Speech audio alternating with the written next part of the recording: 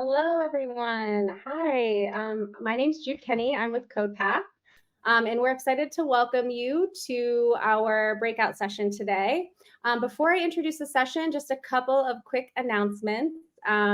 Please utilize the chat. We love to see engagement in there. We want to see, you all asking questions and chatting it up. But please keep the comments relevant to what we're discussing during the session. And then secondly, we will have a quick video at the end that will have a survey link for your feedback. So please keep an eye for that, and would love to hear how this session goes for you today. So with the reminders out of the way, let's dive in. I'm excited to introduce today's panel, which is Navigating Tech Careers in the Age of AI. And we have two speakers joining us today. Let's give a warm welcome into the chat for our first panelist, Anthony DeRosa. Hi, Anthony. Hello. Anthony is the president of newsletters and programming at Pluralsight. He's a veteran at Reuters, the Wall Street Journal, and the Daily Show, where he actually earned an Emmy, which is really cool. And then also joining Anthony and I is Manolo. Bring him on stage. Hi, Manolo. Manolo is a full stack software engineer at Pluralsight, also a George Mason grad for any George Mason students out there. And he began as an intern and now builds scalable web applications across the stack. So yeah, let's give them a warm welcome in the chat. Everybody say hello. Thank you so much to both of you for joining us today. We're really excited for you to share your wisdom with our CodePath community. Let's kick it off and get started. To kick us off, I would love if we could hear from both of you a bit about your career path and specifically, what motivated you to pursue a career in this field. Anthony, why don't you start us off? Sure. Yeah. In my career, I've made a lot of zigs and zags, but I think the through line has been media and technology. I started out as a technologist. My first job was as a web developer. I basically was a freelance website builder, and I did that to pay my way through college. And that really helped me get my very first job, which was building a website for a commercial real estate company called Newmark. They were very early on trying to get their listings online, and I had to teach myself how to build a database to get those listings online. So that was my first professional foray into tech. I was able to springboard from there into managing tech projects. And then later in my career, I kind of pivoted to journalism. I always had the itch to work in news. And the startup that I worked for, which I was doing technology work for, was acquired by a company called Thomson. And they merged with Reuters, became Thomson Reuters. And Reuters is a news wire. So I saw an opportunity there to jump into the news business. I applied for a job, and from there I went off into my news career. But now I've kind of gone full circle at Pluralsight, combining news and technology together in my new role there. It's so interesting. What a cool track. How about you, Manolo? Yeah. How did I get into my career? Interesting question. So I was never really knowing that I wanted to do computer science, which is what I'm doing now. I didn't know I wanted to be a full stack engineer. I was just a gamer and I used computers and more so consoles. So I was kind of already in the tech space. And I happened to have a computer science class at my high school. And since I was already a nerd into games, I was like, okay, I'll just take the class. And I actually liked it. It wasn't that bad. And I enjoyed coding. And apparently there was a career for me there, as I found out from my uncle and dad. And so I kind of got pushed into, the computer science industry. And I went for my degree at George Mason there. And I met a lot of cool people. I happened to get some good internships at a couple companies, and that's where I ended up landing my full-time role here. So yeah, that's kind of how I got started. And like Jude said, I've been building full stack web applications ever since. That's awesome. Yeah, I think that your journey kind of mirrors what of a lot of our students, their trajectory that they're going through. So that's great. Keeping it in the career journey topic area, this is for Anthony. Looking back, what are the most valuable experiences or decisions that helped you break into tech? I decided to just go for it without necessarily having a job in tech. And that was just going online and learning and trying to acquire skills through any means necessary. And then I started to build it for myself. I was building those, doing the web development just to kind of use the tools that I found and doing tutorials and just trying to, you know, succeed and fail, and just over time just picking up those skills. I think just having the um, just feeling like I really wanted to learn these skills and pushing myself to do it was really important. I didn't necessarily have a job in mind or even a specific opportunity available, but I was trying to make an opportunity for myself by acquiring those skills and thinking, if I teach myself these things, eventually there will be some opportunity that comes around. So I think that was a really important experience and a decision that I made, because if I didn't do that, I wouldn't have gotten that first opportunity that led to all the other opportunities that came after that. That's awesome. It sounds like you've had a really strong growth mindset that really, kept propelling you in this space. Um, and Manolo, kind of, what are some habits that helped you starting in your first year in the industry? Kind of, what are some things maybe similar to what Anthony was talking about of this self-learning, and what habits did you get into at the start?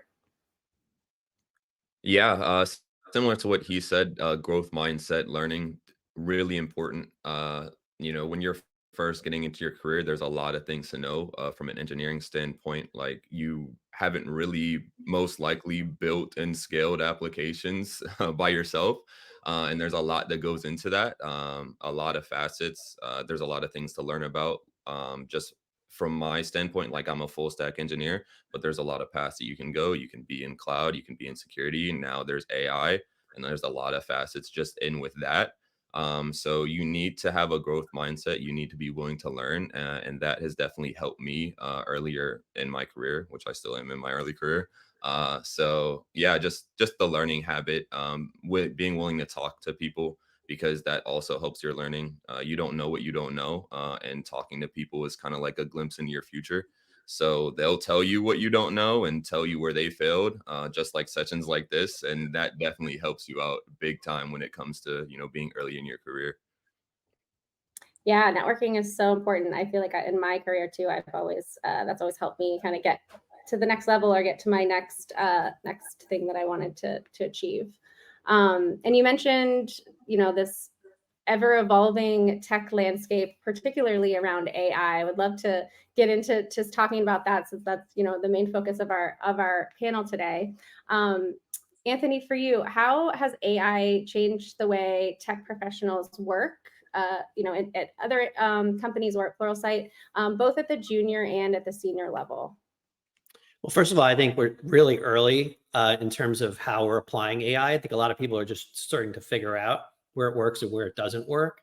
But for people who are trying to figure out uh, how to apply AI in their jobs, or what skills they should acquire, for people who are kind of like in the junior developer group, I would say they should probably focus on learning how to prompt correctly. Prompt engineering is probably a really good skill to work on. Learning how different agents work together. Agentic tools are really becoming the way that I think AI is going to be used in the future. So I would focus on that if you're a junior engineer. If you're someone who's more in a senior role, I would look at how to apply AI from a strategic standpoint, trying to plan out like what would be the best way to apply AI in a lot of workflows that exist today at your company.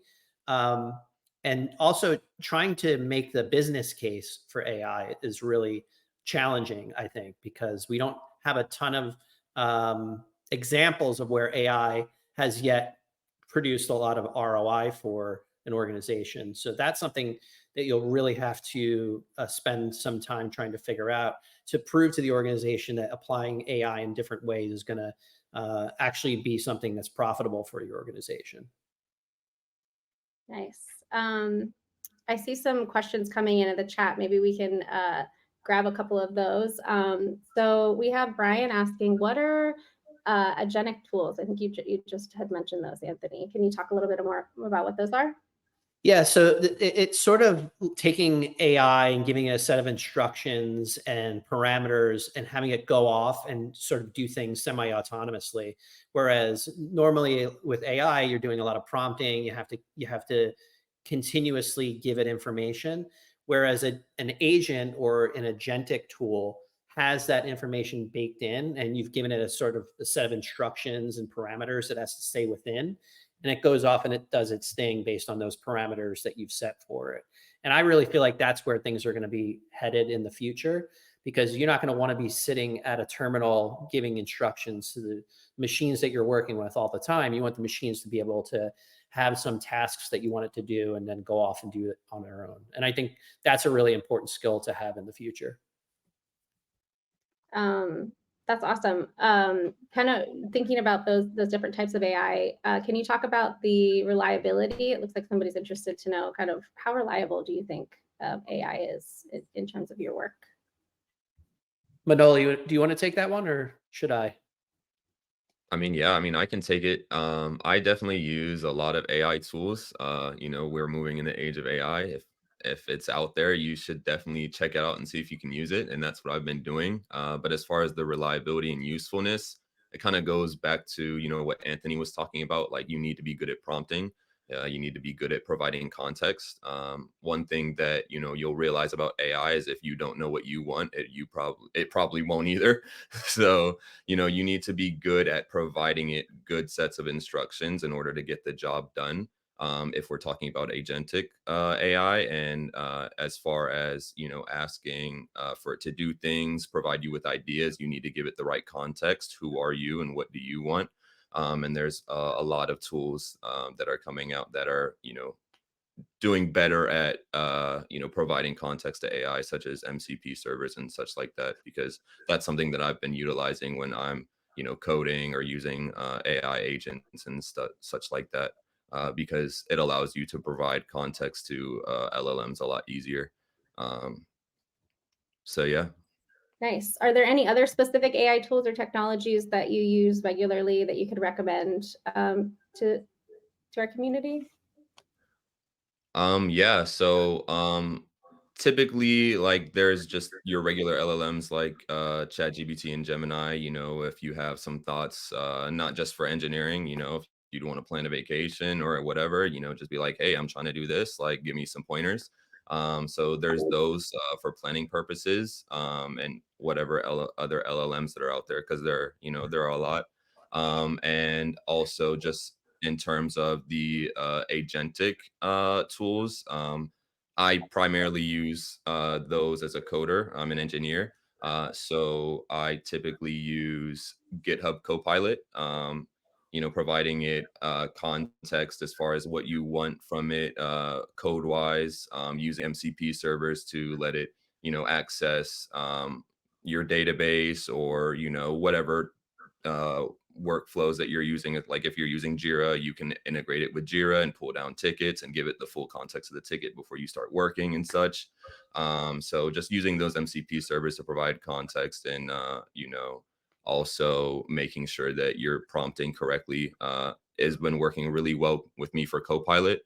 There's also Cursor, which is another tool kind of like Copilot, a fork from VS Code, that has a lot of those built-in prompting and instructions. And I think I already mentioned Cloud Code, but there's a lot of things out there just like for coding. And there's a whole bunch of stuff. Like, if you've ever heard of Lovable, it's really good at building like front end, like web applications, like from start to finish, like even if you don't know code. So there's a lot of things out there. You just got to go and find it. Nice. Any other tools, Anthony, that you would recommend? All of the same tools that Manolo mentioned. I use Cursor for my coding platform. I use Claude and ChatGPT for the LLMs. Um, I've kind of experimented with some of the video tools like VO.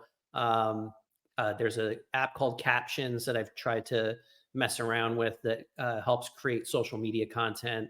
A lot of the video stuff is hit or miss. Midjourney I've mainly used for image generation. So yeah, there's constantly new tools that are coming out every day. I try to stay on top of it through things like Product Hunt, or just being on social media. And there's certain folks that really seem to be on top of what the latest tools are. And I'll look to people on X.com or on LinkedIn just to follow them and find out what new tools I should be testing out. We cover a lot of emerging AI tools in our newsletter. One of the newsletters I produce called Prompt.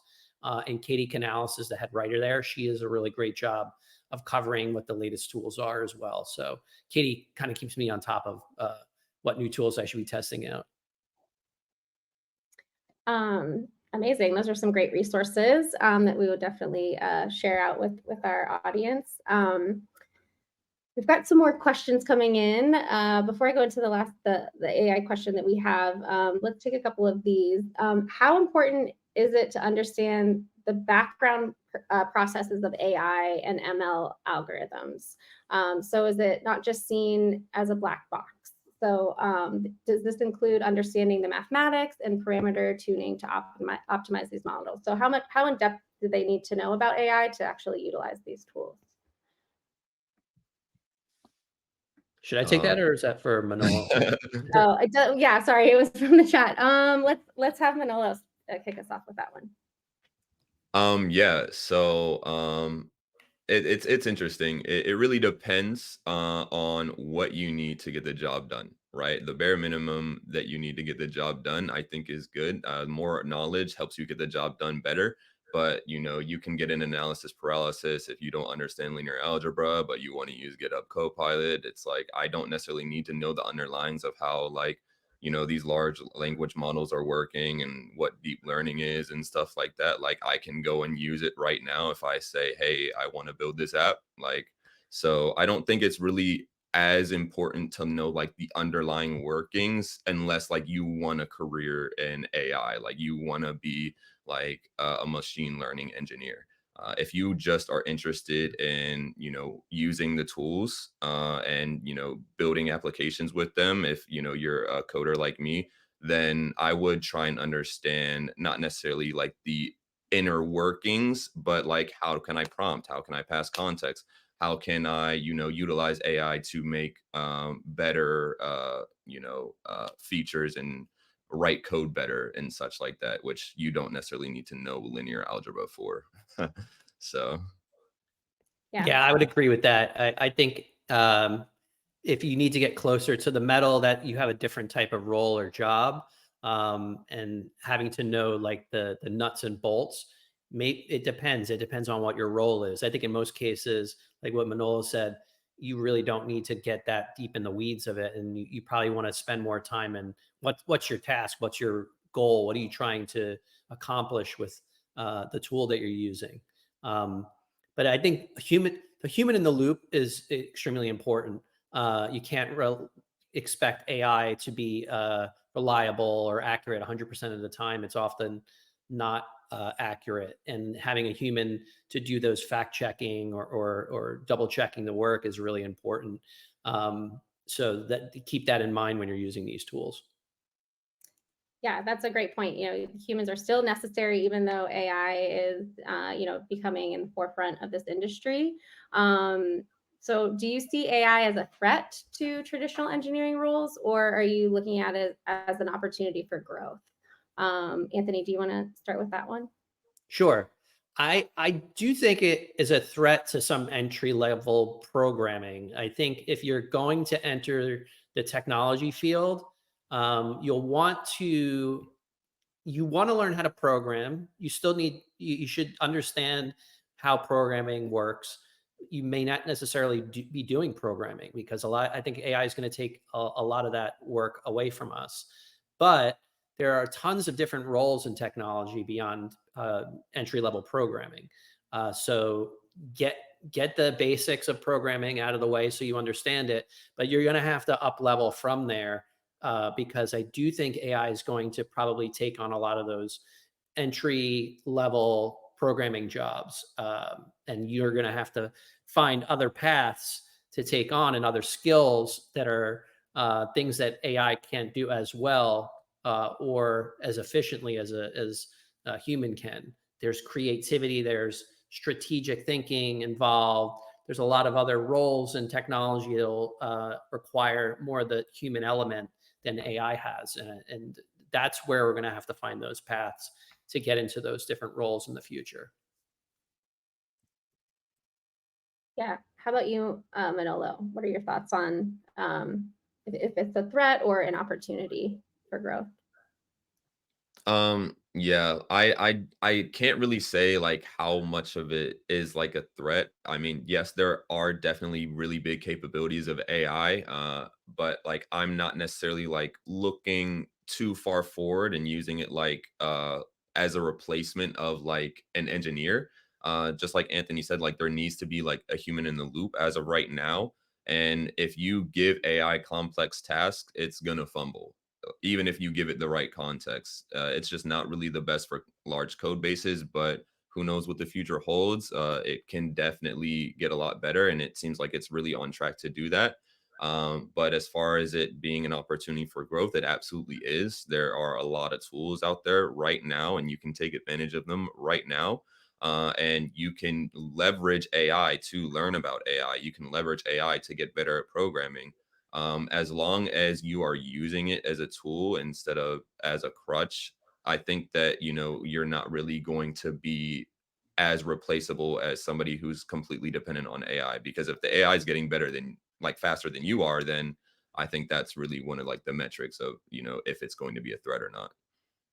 Yeah, definitely. So, what are some of the technical or soft skills that you believe are becoming that increasingly more important in this age of AI to make sure that you're setting yourself apart? Yeah, I mean, I think it always goes back to learning. You got to stay learning. AI is learning, so why are we not learning? Why are we not using AI to help us learn? Keep on growing your network, talk to people about how they're doing things, what are they using, how are they using it, and why are they using it? How are they learning? Just continuing to keep that learning mindset, I think, is very, very important, as far as technical or I guess soft skills, because mindset is everything. At the end of the day, it's gonna push you to do the things that are gonna move you forward. And also to I would say I'm more on like the soft skills here, but I think it's really creativity and confidence that is going to put you forward. There are a lot of tools out here right now and a lot of people doing things, because everything is at your fingertips right now. Everything that you want to learn, everything that you want to do, especially like with agents now, like it's out there for you to go and get. If you have an idea, like you can build it, like you can rapid prototype it with something like Lovable in like 30 minutes, depending on like how complex the idea is. So, if you have that confidence to go get the things that you want and build the things that you want and the ideas and the dreams that you have, like I think that is one of the most important things, because even if you fall short, then you can still say, hey, I built this crazy thing. Maybe it didn't work out, but now I'm working at like a Fortune 500 company because they picked me up or something like that. So I would Yeah, say that. a great point. Yeah, when you're with you, even if you're failing at something, you're still learning a ton along the way. Anthony, you had mentioned, especially for early engineers, that they're going to need to have some extra skills to set themselves apart. Do you have any to add? Yeah, I mean, communication skills I think are really important. Being able to get your ideas across, especially if you want to move up into roles higher up in the organization, from a technology standpoint. If you eventually want to be a CIO or a CTO or a CISO, you need to be able to communicate with people who are non-technical and get across non-technical. I'm sorry, get across technical concepts to people who may not grasp like the nuts and bolts of the technology, both being able to speak really fluently to those folks, but also be able to write really well to get those ideas across and present them really well. So that those are things I would work on beyond technology. I think data literacy, and someone in the chat mentioned critical thinking, because I think AI is going to give us a lot of information, and we're going to have to decide what's useful, what's not, and also being able to determine, because it is often so plausibly correct, but it's actually incorrect. It's good at making you think it's right, but it's actually not. So that critical thinking skill is really important, because it can fool you into thinking it's telling you something that's accurate, but without that critical thinking skill, it's going to go right past you. So I think that's another important skill for folks to develop. Awesome. I'm hearing critical thinking, creativity, confidence, and continuous learning. What are some tools and resources that you would recommend in growing these skills and staying up to date with emerging tech trends, especially in this, again, age of AI? I will throw this one to Manolo to start. Yeah, so tools to continue growing. I mean, we work at Pluralsight, so I'll throw that one out there. I'll throw that one out there first. There's a lot of good content on there as far as learning goes. If you have a path, if you want to be a software engineer, we've got content for it. But you don't always have to go to like a company like Pluralsight to get your learning. There's always YouTube University. I know there's a lot of graduates from there. I'm definitely on there, stay on there, learn a lot from YouTube, and also just like doing. I mean, if you have things that you want to do, like I would just go get that. That's not necessarily like a tool, but like as far as learning goes, I would consider it a tool. And there's AI. AI is really good for a lot of things, and learning is one of those things. If you have something that you want to learn, whatever LLM it is, go to ChatGPT, go to Gemini, be like, hey, I want to learn this. How should I go about it? Hey, maybe it recommends you Pluralsight. Hey, maybe it recommends a project for you to do. And like it's also another one of those mentors that you could potentially use if you don't have one, because I mean, everybody's saying like it kind of does have a PhD relatively. It may not have a physical PhD, but like it knows a lot. Take it with a grain of salt, because like Anthony said, not always right. But it is a good rough draft, and it can get you started as far as learning the things that you want to. Yeah, I would agree with Manolo. Pluralsight actually has a lot of courses for soft skills as well, not just technical skills. So how to communicate your ideas and technology well. I would recommend that. I would also recommend the networking aspect, getting out, meeting people, learning from them, in-person meetups, meetup.com. There's a lot of technology meetups that happen all over the country. There's probably one that happens near where you happen to be. This is a great, events like this are fantastic, not just for listening to speakers talk about the concepts and things that are useful to you, but meeting other people who do things similar to you, or are doing things that you eventually would like to do, and learning how they got to where they are in their career path. And I would also I would echo what Manolo said about hands-on. I think it's really important to spend a lot of time just getting in the weeds and just trying. And you're going to fail a lot when you're doing hands-on stuff. Part of learning to code and anything to do with technology is getting comfortable with not succeeding all the time. But you learn so much from all those failures and all those. Every time you try to build something and it doesn't work, you're just picking up little bits and pieces of information that you wouldn't have picked up if you had succeeded all the time. So don't get comfortable with not always getting it right. That's how you learn. That's how you build. That's how you grow. And hands-on learning is really, really, I think probably the most powerful thing that I did was spend a lot of time with hands-on learning. So any opportunity you have for that, I say go for it. Amazing. So we talked a little bit about like entering the workforce in early career stage. Let's talk about career growth and progression. So how should early career engineers approach growth and advancement once they've got their foot in the door in a fast changing field like tech? And I'll give that one to Anthony. So I would recommend always go first for the basics, get your foundation, and don't try to leap all the way forward, and try to take on something that is too advanced. A lot of times I get excited about really interesting new technologies, but they're way more advanced than I'll be able to take on. But then if I take piece by piece, bit by bit, I kind of build my way up to it. I'll eventually be able to grok like the concepts that I need to get to that more advanced level. So don't feel ashamed or that feeling comfortable with saying I don't know and asking a lot of questions is really important. And starting at that base level and building up your foundation up to where those more advanced levels that you want to get to, you have to be humble, and you have to have some humility to be able to start at the very beginning and take it to the next step. So I would recommend really starting at the foundational level and kind of going from there. And then for Manalo in this vein, how can new engineers advocate for themselves in the workplace to find more opportunities to contribute meaningfully within the organization? How do you do that? Yeah.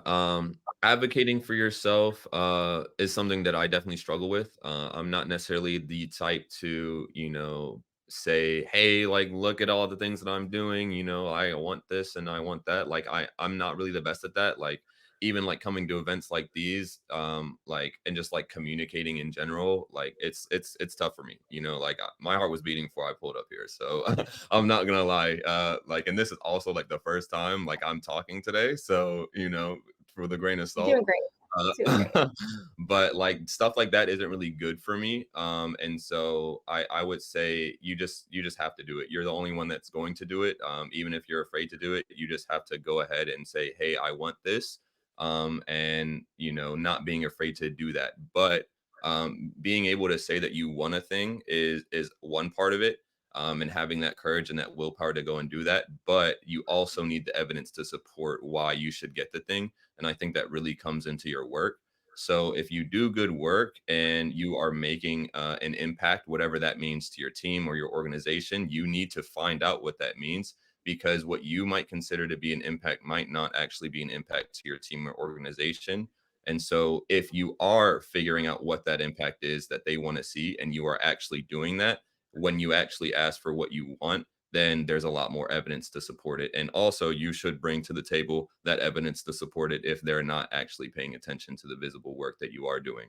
So, just to summarize, you need to know what you want. You need to know what the evidence is that would get you what you want, and you need to bring that to the table when you're talking to the people that can actually get that for you. Um, yeah. That's a great answer. Yeah. I would say get comfortable with being uncomfortable, because the only way you grow is to put yourself in situations where, like Manolo said, this isn't easy to get up and speak to in front of people. Public speaking for a lot of people, myself included, is not something that I find comfortable. But you kind of you put yourself out there because I want to help other folks, and it's great to get Pluralsight out to more people and let them know about it. So yeah, you just kind of have to push yourself, and yeah, it is often uncomfortable, and advocating for yourself is often uncomfortable, but it's really important. And I think Manolo really gave a great answer for that.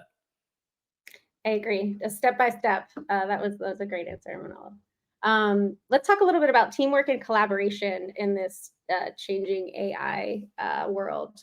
How is AI changing the way teams are working together? I'll give that one to Anthony to start us off. I missed what was it about team building again? How is AI changing the way that teams are working together? Let's say in Pluralsight, for example. Yeah, I think so a lot of times people start out with AI and they're using it by themselves and trying to figure out, what is the best way to apply it.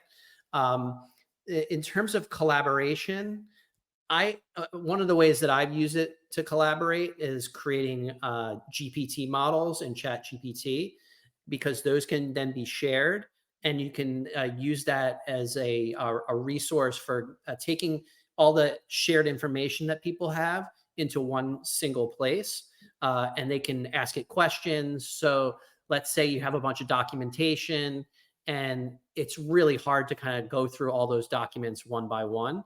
If I upload my docs, Manolo uploads his docs, Jude, you upload your docs. Now we have this collective repository that the GPT now has access to. And individually, we can benefit from each one of our documents or information that we've gathered in the respective areas that we work in. So that's one way that I think it's really powerful as a collaboration tool. And the coding platforms is another one, because it's a team effort oftentimes to build an application. That's really a great example of how AI can be used in a collaborative way. And then for Manolo, what makes someone stand out in a team environment, especially as a newer software engineer, newer professional? Yeah, standing out is relative. What does standing out mean to you, and what does standing out mean to the people that you're standing out for, quote unquote? I think it kind of goes back to what we talked about before, which was like, how do we actually know whether or not you're making an impact? Like, what is your team looking for? What is your organization looking for? And so standing out is finding out what those things are and then delivering on those things. You're already kind of standing out as a relatively newer professional because, you're still in your learning phase. So if you're learning, but also can still deliver, there's like a lot of potential there, especially if you're delivering on the things that people are really looking for. But just to give like a general answer, honestly, like what I would say, is standing out. I would say just making sure that you really are lightening the load on your team. If you are reliable, if, if you're a D, then I would say that was how you would stand out as a newer professional. Nice. Let's we've got a few more minutes left of the panel, and then we can transition to a Q&A and take some of the questions that have been coming in from the students. But let's talk a little bit about advice and inspiration. So what is something that you wish you had known when you were just starting out in your careers? What's something that would have been looking back, what's something that would have been really helpful? And Anthony, if you want to start that one. That your career is not a straight line. You're not going to have this direct path that you're going to walk through from one job to the next. My career was a lot of different zigs and zags and detours, and I don't think those pivots are necessarily detours. I think that when I made those changes, I gained a lot of new skills that I didn't have. And if I wasn't pushed into these directions that I hadn't planned on, I wouldn't have picked up these completely new things, and I wouldn't have met people that made these new connections. It expanded the universe of types of jobs that I could have in the future. So that I think that was really valuable. And I didn't, in the beginning of my career, I wouldn't have thought that. I would have figured that I really should kind of stay on this straight line. And I went from tech to journalism, and kind of now in a combination of tech and journalism. And I love my job today, and that's because I had that experience of tech and journalism and combined them into one. So, I don't think I would have predicted that in the beginning. So you're gonna have to be comfortable with not kind of knowing what the future has laid out for you, and most likely it's going to be a lot of changes for the good, but it may not always feel that way as you're kind of walking along that path. Yeah, I totally agree with that. Keeping an open mind on that windy path. How about you, Manolo? Anything to share in that? Yeah, so something I wish I'd known when I was starting out. I think that, I mean, there's a lot of things. There's a lot of things you learn along the way. Hard to choose just one, but I think I'll piggyback off what Anthony said a little bit.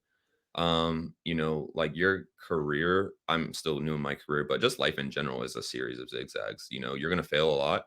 And that's okay. You learn from your failures. And I think that you're never really, you know, losing or completely failing if you don't give up.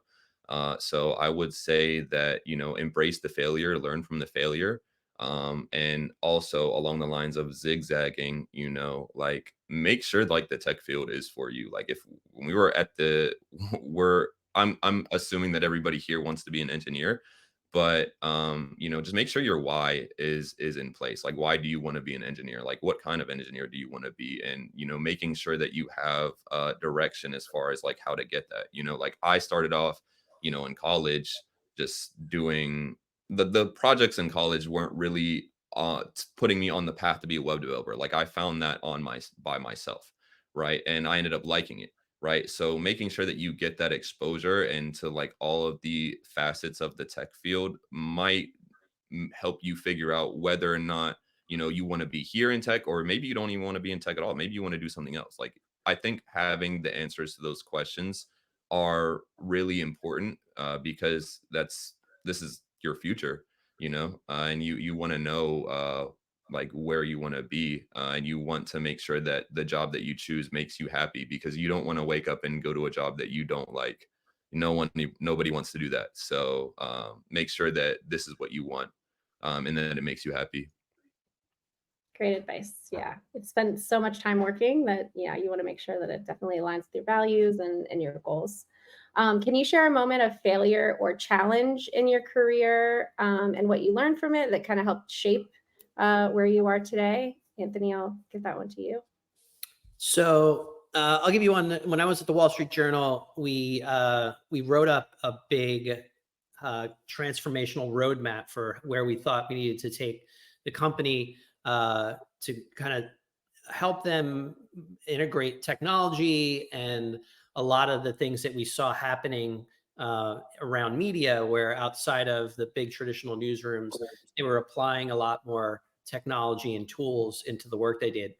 And in a lot of newsrooms, you find that people are very set in their ways and they like to do things the way they've always done it. So it was very difficult and challenging to convince those folks in some pockets of the organization to come along that journey that we felt like we needed to take them.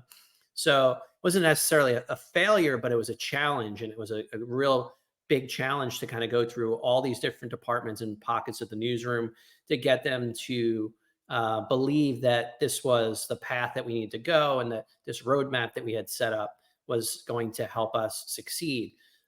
So it just shows that you really have to have a lot of patience, and you have to really kind of put in a lot of work and effort into convincing and changing hearts and minds. And a lot of that people don't realize is a part of working in a company beyond just the skills that you have. Being able to persuade people, being able to get your ideas across is a very important skill set to have beyond just like the day-to-day operations of what you do. So that was one of the big challenges that I had at the Journal, and being able to get through that, take it to the other side, is something that I felt eventually was a success. And I was able to learn a lot along the way that I could take that to other jobs that I had after. That's awesome. Such a great point. Goes along with that. When we talked about the skills, the complementary soft skills, the communication, the persuasion, and you know, really leaning on those.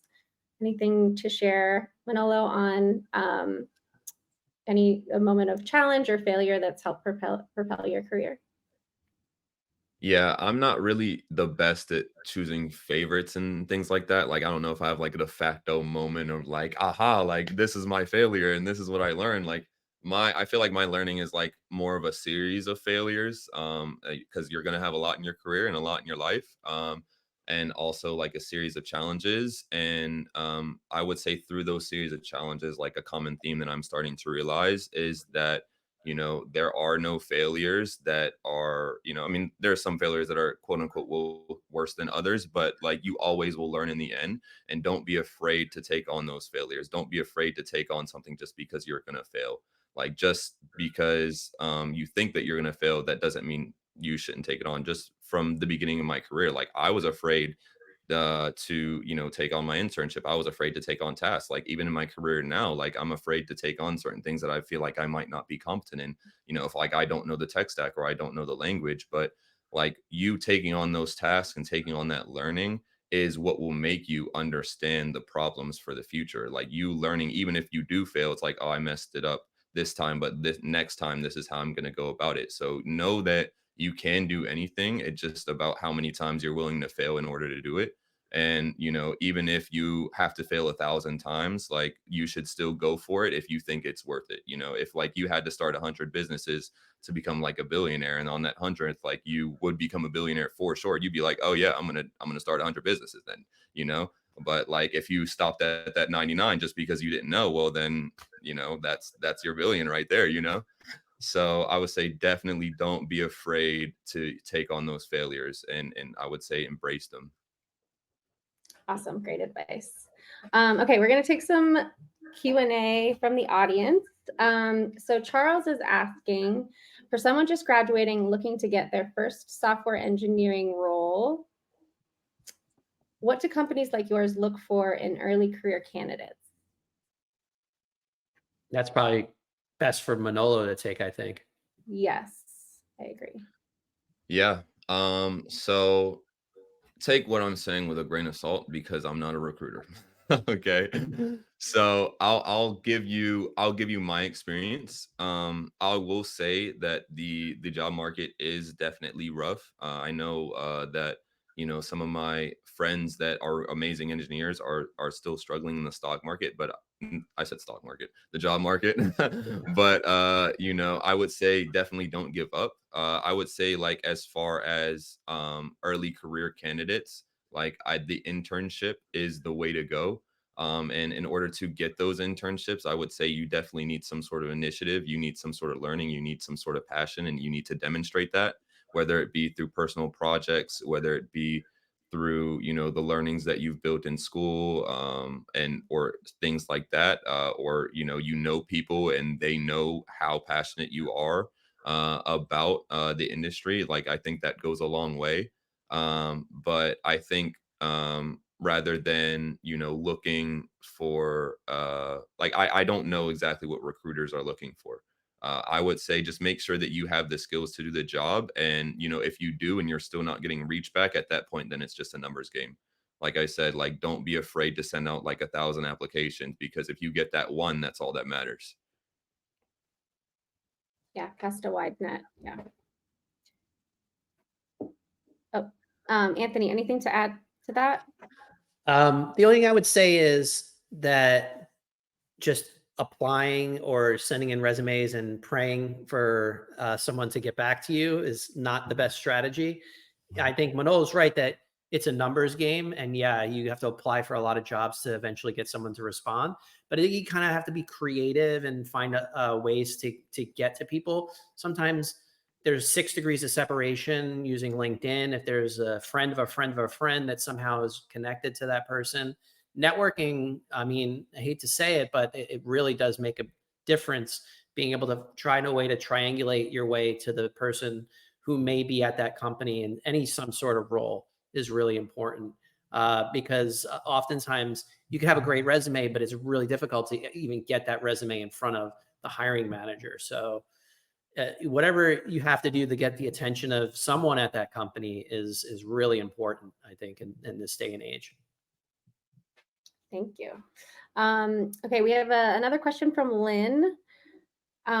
How can someone early in their career, especially in the age of AI, show genuine excellence beyond just building another demo app? What's something in addition to that they can do?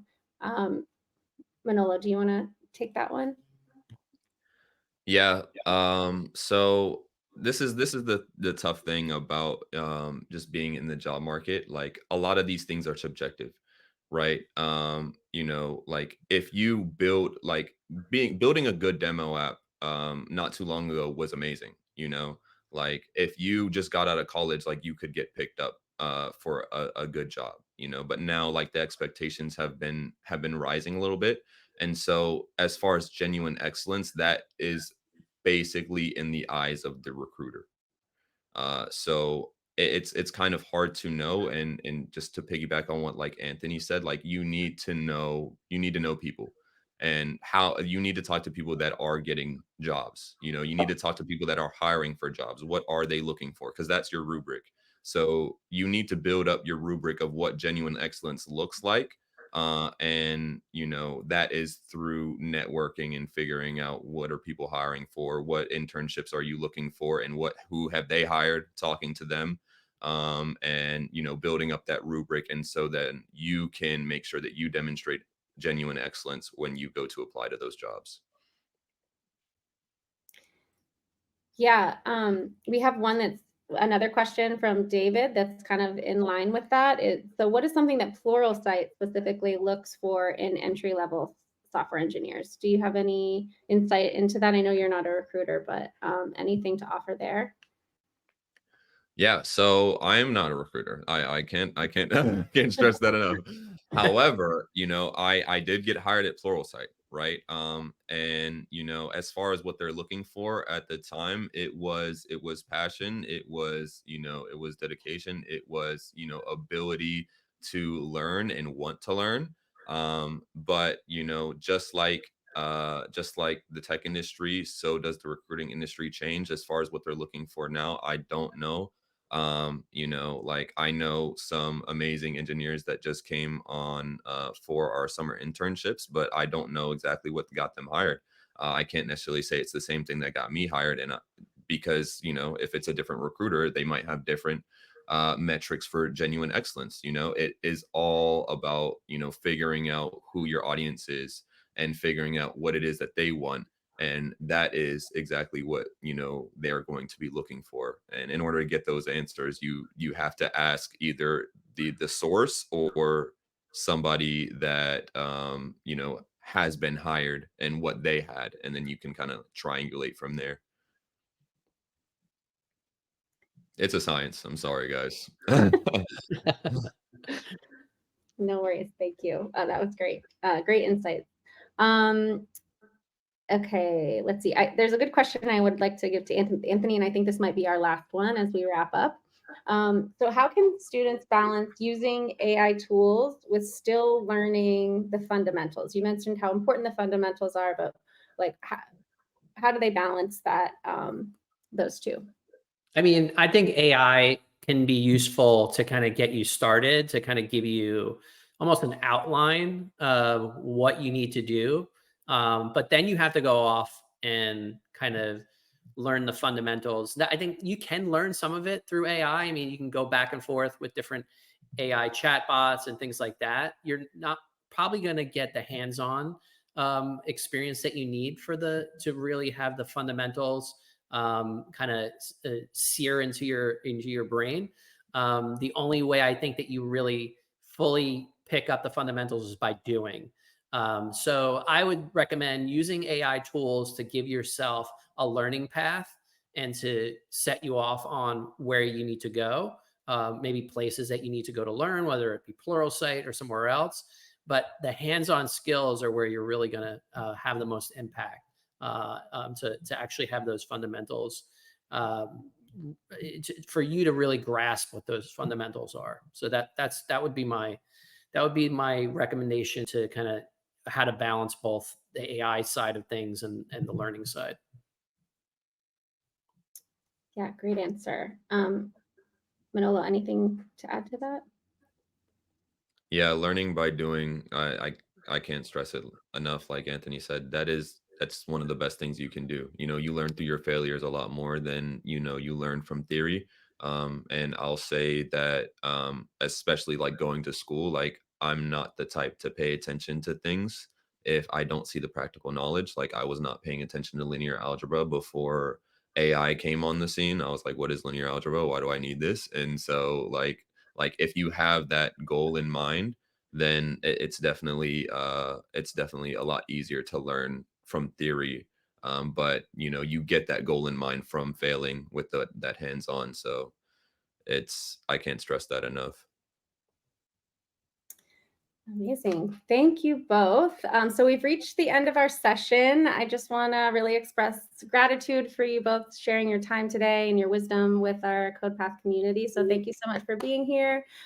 Please drop some appreciation for Manolo and Anthony in the chat.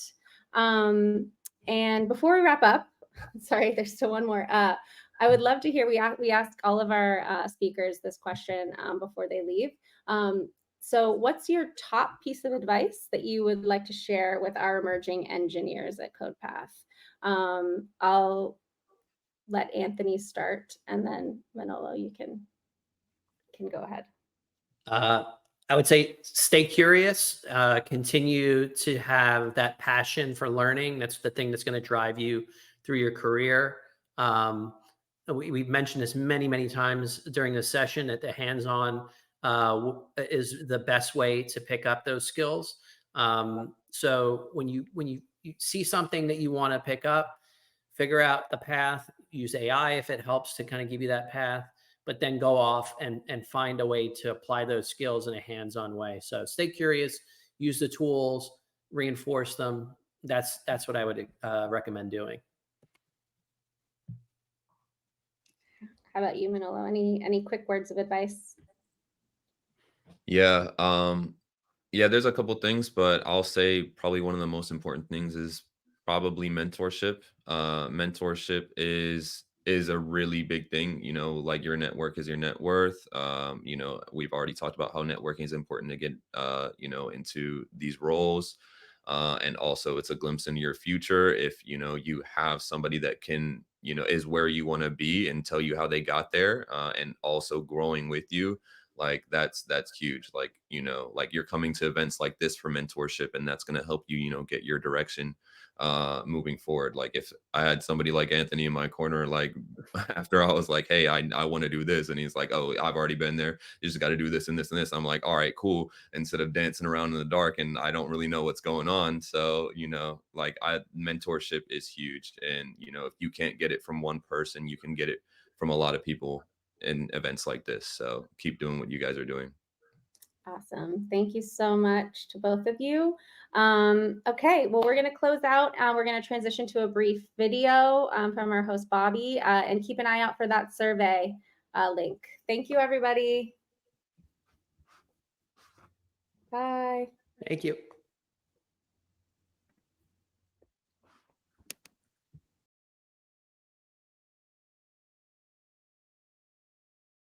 Now, wasn't that a great session? Oh my gosh, these breakout sessions are fire, and I want to encourage you to attend as many as you can. But let me give you some information before we continue. So please take a moment to complete a brief survey to share your feedback. Remember, surveys are what's going to make us get better, but also let us know what we're doing really well. To see what's coming up next, you can head back to the main stage and check out the schedule. See you soon in the next session.